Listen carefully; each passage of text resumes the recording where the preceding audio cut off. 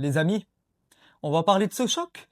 On va parler de ce choc qui concerne directement mon équipe nationale, Cameroun-Maroc au stade Prince Moulay Abdullah. Quart de finale de Coupe d'Afrique des Nations. Le Maroc, ça fait 22 ans qu'on n'a pas atteint une demi-finale de Coupe d'Afrique. Depuis la Tunisie en 2004. Je ne sais pas si vous vous rendez compte, ça fait 22 ans. Ça va être un match très compliqué, très très dur, et je pense que ça sera le plafond qu'il faudra débloquer, qu'il faudra passer, qu'il faudra sauter tout simplement si on veut essayer de gagner cette coupe chez nous. Ça sera la première grosse équipe qu'on affrontera depuis au moins 1 an et demi, voire 2 ans, depuis l'Afrique du Sud, depuis l'élimination contre l'Afrique du Sud, et encore, le Cameroun, c'est pas l'Afrique du Sud. Le Cameroun, c'est un nom d'Afrique. Le Cameroun, c'est vraiment des individualités. On va l'analyser tout de suite. Tu as du Mbemo, tu as du Kofané en attaque, tu as un excellent milieu de terrain.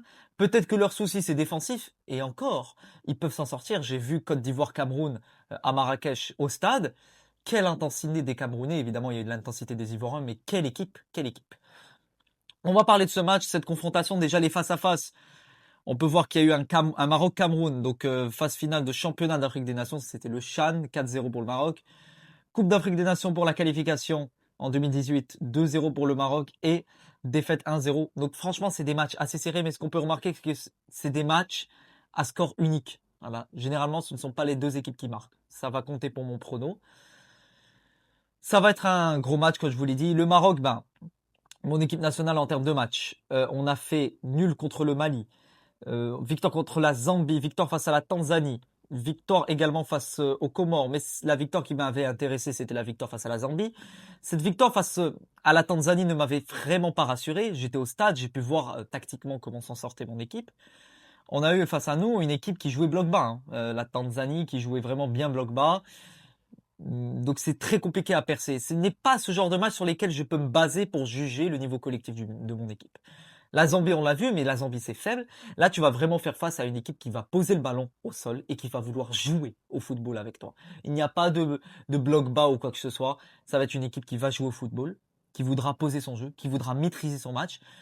Et c'est ce qu'aime le Maroc. C'est ce que aime le Maroc. Le Maroc aime jouer des équipes qui veulent jouer, tout simplement, qui veulent voir le Maroc dans les yeux. Et moi, ça me fait plaisir. Je serai au stade pour ce match. Cameroun-Maroc, évidemment, j'ai la boule au ventre. Je vais pas vous mentir que là, toute la journée, je parle que de ce match avec mes amis, à droite, à gauche, au Maroc. Ça parle que de ça. Je peux vous dire, ça parle que de ça. Demain, le Maroc, le cœur des Marocains. Voilà, tout le monde va s'arrêter de bouger. Tout le monde va s'arrêter de respirer pendant ce match où ça va vraiment être intense. Je sens que ça va être un match très compliqué. Alors, en ce qui concerne le Cameroun, très très belle équipe du Cameroun qui a fait une bonne phase de poule, hein, faut le dire. Victoire face à l'Afrique du Sud en huitième de finale, match nul face à la Côte d'Ivoire et c'est pas vraiment un résultat qui reflète le match, c'était vraiment un match à une très grande intensité. Tu as victoire face au Gabon, on a eu un Cameroun dès l'entrée de cette compétition qui a déjà prouvé qu'ils étaient capables de faire déjouer n'importe quelle équipe. Ça ne sera pas facile dans le sens où les amis, cette équipe du Cameroun, je vais vous le montrer. Alors sur leur dernier match, donc face à l'Afrique du Sud, voilà, on va voir directement la compo de cette équipe camerounaise, emmenée directement par David Pagou, qui est venu un peu sous la forme d'un pompier de service. Après le licenciement du coach, il me semble qu'il s'appelait Marc Brice, c'est un Belge, à la tête de la sélection camerounaise. Tu as David Pagou qui arrive et qui révolutionne cette équipe niveau mental, niveau physique, niveau combativité, niveau envie. Il apporte vraiment une fraîcheur, pas que sur le terrain, mais aussi mentalement au niveau des Camerounais. Le Cameroun a vraiment une équipe avec vraiment de très belles individualités, à commencer par Mbemo. Comment ne pas le citer? Il fait un début de tournoi exceptionnel, ça va vraiment être compliqué de le cerner. Il me semble qu'il sera sur le couloir de Mazraoui. Voilà. À voir comment va faire Regragui pour poser sa composition. Tu auras Kofané, voilà, Kofané juste ici, en attaque, qui est très très bon également. Baleba, je ne sais pas s'il sera remis à temps, mais normalement il devrait jouer ce match. Et ils ont également un banc où ils peuvent faire rentrer pas mal de joueurs qui tiennent physiquement. Donc c'est là où je vous dis les amis que j'ai peur. J'ai peur pour ce match. J'espère que ce sera pas la fin, évidemment, comme tout Marocain. Mais il faut faire confiance en l'équipe. J'ai vu beaucoup de Marocains perdre totalement confiance. Les gars, c'est le Maroc. C'est le Maroc, je dis pas ça par manque d'humilité, mais faites confiance en votre équipe. Croyez en nous. Voilà, il faut qu'on croie en nous. C'est quelque chose que le Mgherba doivent comprendre, les Marocains. Croyez en vous. Faut croire en nous. Ça va pas être un match facile, je le dis dès maintenant. Ça va être un match pour moi qui ira en prolongation. Je vous dirai mon pronom en fin de vidéo. Ça va être un match très compliqué, je peux vous le dire. On va bien souffrir. Eux aussi, ils vont souffrir. Voilà. À moins qu'ils nous mettent une humiliation, mais j'espère, Yarb, qu'il n'y aura pas ce genre de scénario. Si le Maroc doit sortir, j'espère qu'on sortira. Pas en étant humilié, mais évidemment que je ne veux pas de sortie. Il faut qu'on se qualifie. Il faut qu'on retrouve les demi-finales de Coupe d'Afrique après 22 ans. Ça fait beaucoup trop. Ça fait beaucoup trop. Et ça va être un adversaire de taille. Alors, statistiquement, enfin, l'effectif de l'équipe du Maroc, donc Bounou. Tu as également Hakimi Mazraoui, Egert, donc qui est là. Chibi qui peut très bien faire une entrée. Messina, attention à ce genre de gestes en fin de match qui peuvent provoquer l'équipe adverse, qui peuvent provoquer une faute, un coup franc, un penalty, tout. Attention.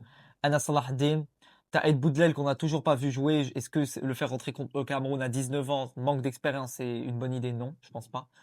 Amrabat, normalement, il jouera pas. C'est ce qu'a dit le Greg, il est toujours en convalescence. Tu as Erroumesh, il doit jouer pour moi. Igemen, normalement, il est remis à temps. Diaz, on va compter sur Brahim Diaz, les amis, qui fait un début de tournoi exceptionnel. 4 buts à la tête de la sélection du Maroc pour cette Coupe d'Afrique des Nations. J'espère que Brahim répondra présent, comme toutes les rencontres où il a pu répondre présent. Bon, avant de vous donner mon prono, laissez-moi un petit moment. On va aller directement. Alors, je vais aller vous donner ma compo. Voilà, je vais vous donner ma composition pour ce Maroc-Cameroun. Hop là. Alors, on va mettre le Maroc. Tac. Alors, Zelzouli, je le mets titulaire. KAB et Brahim Diaz. Maintenant, pour moi, Hamza Igemen doit jouer. Doit jouer ce match. Peut-être faire entrer le KAB en tant que titulaire en première mi-temps et tu laisses une deuxième mi-temps à Igemen. L'Ainaoui, Sebari, Khannos.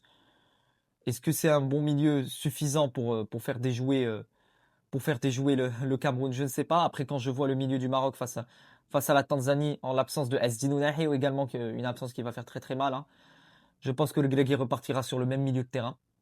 Messina, Aged, ok. Hakimi. Après, j'ai une autre idée intéressante. Vous me donnez votre idée. Mais c'est pas le moment de faire des expériences scientifiques, hein, je ne vais pas vous mentir. De mettre Mazraoui en tant que défenseur central avec Aged. Et de l'autre côté, Anas Salahdin. Ça peut être une option. Ça peut être une option de faire jouer ce Anas Salahdin et Mazraoui Agad en tant que charnière centrale. Évidemment que ça ne sera pas une charnière centrale fixe. Je m'explique, quand je vois cette charnière, je me dis que ça va être une sorte d'alternation.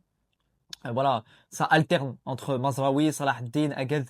Tu as vraiment une défense. Après, le Glegui, il a parlé en conférence de presse d'une défense à 3. Je ne pense pas que c'est une bonne idée.